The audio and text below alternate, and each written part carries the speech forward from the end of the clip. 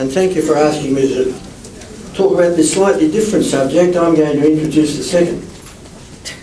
second half of the program, which is mainly related to shared care and shared responsibility.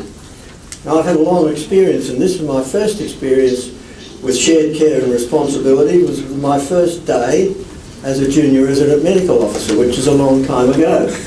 And I stood with my newly starched long white coat, which tells you how long ago it was. And as I entered the surgical ward, I was met by one of these extraordinarily capable charge sisters who looks after surgical wards. And she put a book in front of me and said, just sign there. So I looked at this book, and it had a whole list of names on it. And she said, just sign down there at the bottom. And I said, sister, I can't sign that. I haven't seen any of these patients. I don't know anything about them. No, she said, it'll be all right. It's the sedative book. She said, all you've got to do is sign down the bottom. And I had another look at it. And a third of the patients were on chloral hydrate. A third of them were on a morphine aspirin mixture. And the other third were on hospital brandy. Or a mixture of the whole lot. So I thought, no, anything to do with morphine, I can't possibly sign this, sister. And she looked at me and she said, Cass McInnes, sign that or I'll make the next 3 months of life in this ward for you hell. Yes, sister. So I want to sort of take you back a couple of years to 2009, when a similar conference was held, not here, but a similar conference to this, and it was we were talking about retained foreign bodies and retained swabs. And the latest literature at that stage was by a man called Dr. Wan in America, who'd done a literature review of retained objects. And it was his finding that about 1 in 5,000 operations, 1 in 5,500 operations, there was a sentinel event where a foreign body had been retained. Now, the figures varied.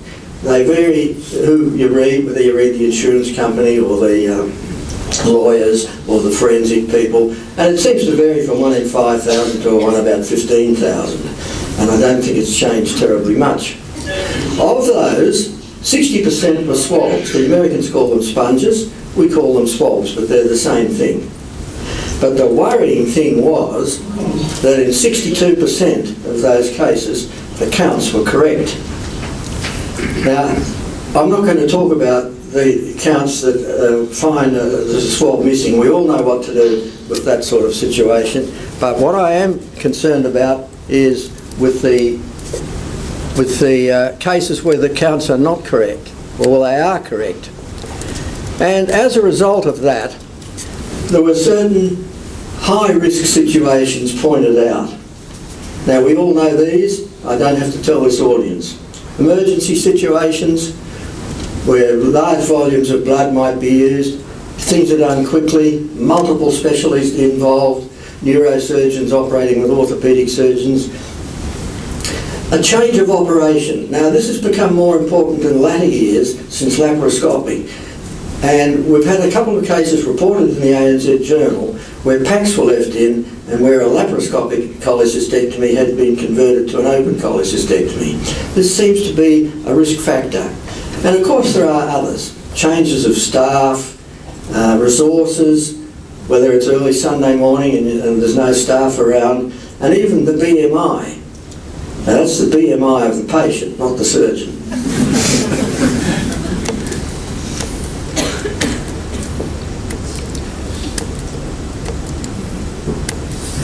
And as a result of that, with these risk factors, and how are we going to overcome the correct count, VSCC recommendation was at that meeting that there be a clear policy on the count. And the policy that was recommended was the ACORN policy, Australian College of Operating Theatre Nurses, and that has been used consistently, but there is a clear policy on the count. The operating theatre must encourage communication and a cooperative spirit. And that's they're the first two things that I want you to concentrate on. Consideration be given to limiting swabs. Well, if you don't use swabs, you don't leave any in. That's perfectly simple, and we know a number of surgeons who are doing that. And the number of staff changes be minimised. But it's the first two questions that I want to give some consideration to.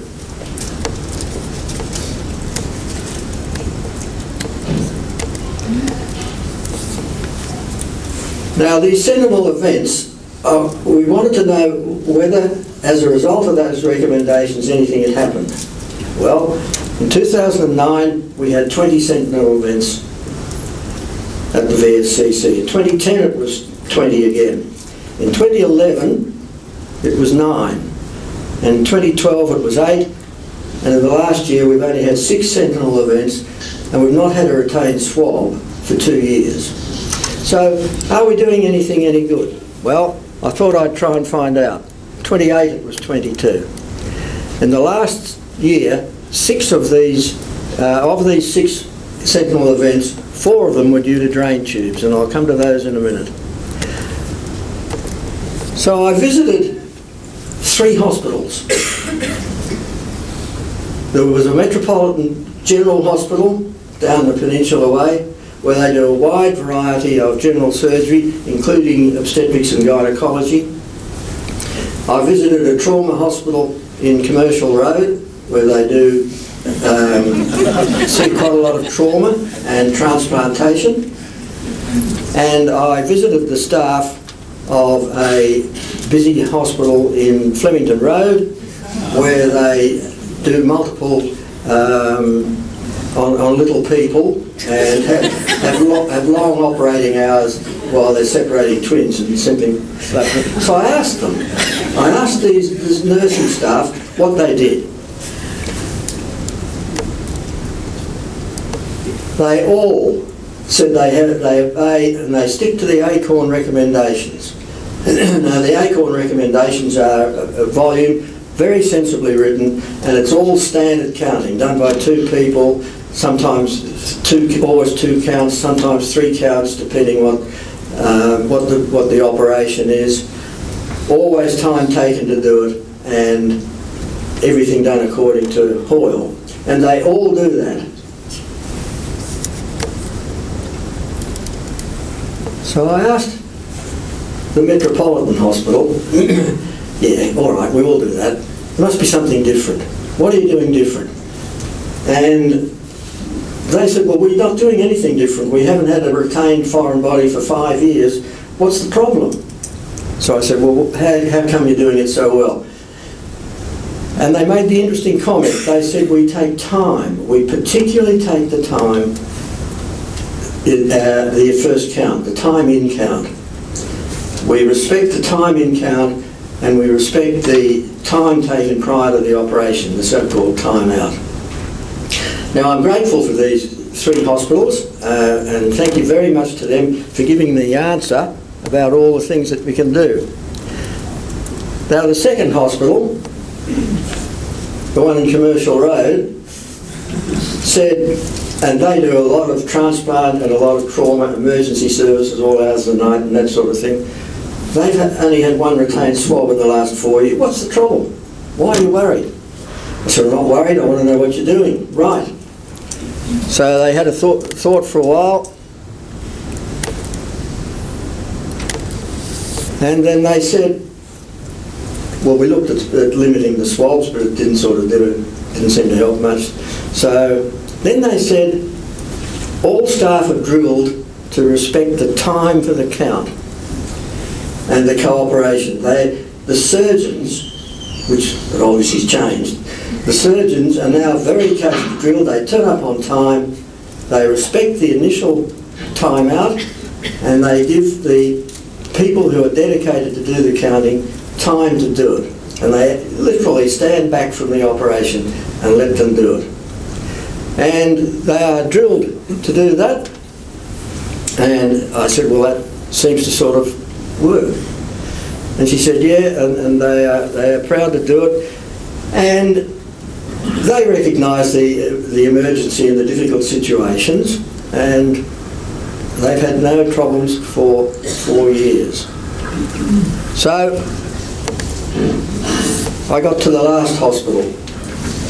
Now these people had just completed a 2 or 3 day operation separating twins. They had so many teams coming in, and they had a separate count for everyone, and every count was correct.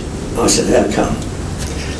They said, well, we've developed a sort of an agreement that everybody is equal when it comes to the count time. Everybody's equal in the theatre.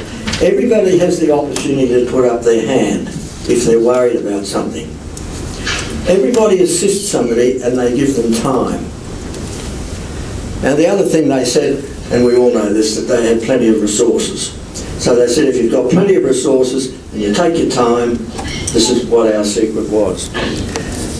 And I reckon that was, when you put those 3 hospitals together, they've not gone into all this business of high frequency radiation, tagging of swabs and coding of the swabs and that sort of thing. They don't need to. But the big change is that they have developed this psyche about the importance of the count and about the situation that everybody is responsible for this. Everybody's equal when it comes to the count. So I thought, well, if that's the situation, why have we got the sentinel problems still at the VSCC? Why can't we sort that out? And I looked through the numbers on the VC Consultative Council numbers, and I said 6 of them were due to drain tube problems. So I thought, well, I'll have a look at the drain tube problems. Now these were the problems that we've encountered. The first case, there are 3 cases of retained Penrose drains. Now the Penrose drain is a soft, relatively small drain, and it's used for usually small operations, but in these operations that I'm talking about, it had been used in the abdominoperineum, used in the perineum. In 2 of those cases, the swab had disappeared, the drain had disappeared. In the first case, it was not sewn in and it disappeared. In the second case, it was not sewn in, it fell out, was replaced and then fell back in. And they had to rescue both those drains a couple of weeks later. The third one was an orthopaedic one that disappeared. Nobody knew where it was, so they x-rayed everything. And x-rays are not very good. They did not pick this up. And this was picked up some years later when the patient had recurrent troubles and was taken out. But the big thing was they had not been fixed and they fell out. The Yates drain, now the Yates drain is like a piece of licorice, and it's normally got 7 drains. I thought these ones have got 5. But what the temptation is to do is to split the drain.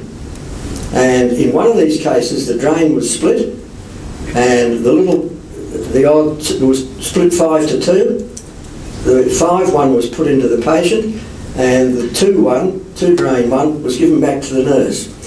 It was an open cholecystectomy. The nurse got the little 2-bit and it went back into the patient with a pack when the surgeon was cleaning up his hemostasis and stayed in the wound. It was not, the count was right because the surgeon had not told the sister that he split the drain, or maybe he told her and she didn't document it. But the count was right because there should have been 2 drains and they were both in the patient, whereas the surgeon only put 1 in.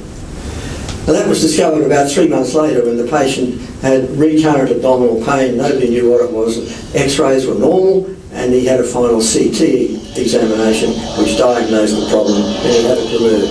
So the message here is, if you split the drain, you must tell the scrub nurse so that it's part of the count. If you're going to modify a drain anyway, you must tell them. The third, there was one case of a Jackson-Pratt drain. Now the Jackson-Pratt drain is initially a suction drain with this part goes in the subcutaneous or deep in the peritoneum, and is the source of the drain, and this is the suction apparatus which goes to an atmospheric suction. The idea nowadays is they cut and bag them, which means that they cut the suction part off here and then turn it into an open drain. That's fair enough, but when the drain was first put in, it was not fixed because it was also snug and tight and seemed secure. But when the bit was cut off here, the drain was let loose and it fell back into the pelvis, and that had to be retained later. So the message is, don't shorten drains. Certainly Penrose drains, we recommend you don't shorten. But if you must shorten a drain, you must make sure that there's some way of retaining it from slipping back in. Now, as a result of all this, the VSCC have come up with a number of recommendations for the use of drains. Here I've said it, it's modified, shortened, not fixed. And if you look through these areas of the problems, the drains are modified, was not communicated to the staff nurse, was shortened, it was not identified, it was not fixed. There is a responsibility on the surgeon and the scrub nurse to know exactly how many drains are there, where they are and where they were put. There's a responsibility on the person who writes the post-op orders to write what drain was put in, where it was put and how to handle it post-operatively. I believe that may be onto the junior intern or whoever writes up the notes. But there are certainly very good post-operative orders available and writing in the recommended post-operative orders thing. And the post-operative care done by the nursing staff in the ward. There was no documentation of what happened to the ward. If they took the stitch out and it was fixed in, they didn't refix it, so the drain slipped in. This is all part of combined effort and shared responsibility.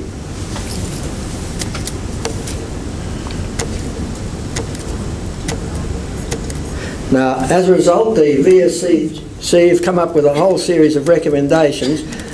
I won't go into them in detail, but basically they recommend that Penrose drains not be shortened. The drain must be fixed initially, and if you're going to change that fix and take the stitch out, if you must shorten a drain, then make sure there's an adequate size pin or some sort of strapping that will hold it in place. But we recommend, because the Penrose drains are pretty small and soft, that you don't shorten a Penrose. It's either in or out. Proper documentation must be made and proper orders given for the use of the drain. So there's a lot of people involved and it's all about shared responsibility.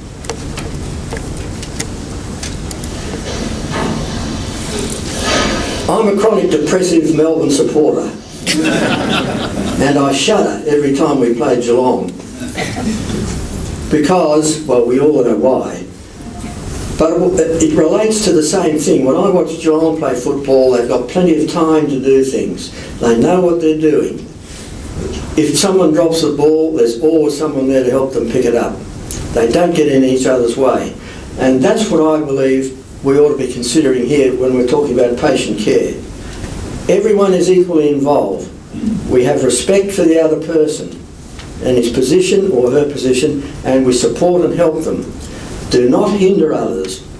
Allow plenty of time and communicate properly. And I believe that it applies both to whatever we're doing with patients. In this particular case, the count and with drains. Just briefly, I'd like to mention the legal side of things. As surgeons, we all believe that we are ultimately responsible for the patient, and that is true. There have been a number of legal cases that have said the surgeon is responsible. But gone are the bad old days of Sir Lancelot Spratt. And the lawyers will sue everybody. They will sue the doctor and they will sue the hospital for the nursing staff they employ. So we all share the same responsibility. And even though we surgeons agree that morally and ethically we are responsible, we also have to be legally responsible. So I come back to the first two clauses that I asked you to note.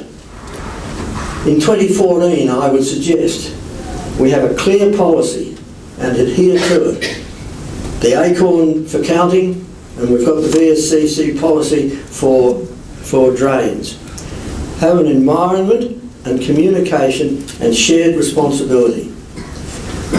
So I returned to my original contact with my original staff nurse in the ward. I believe she was right. There's no argument about this. It's just the way it has to be. Thank you.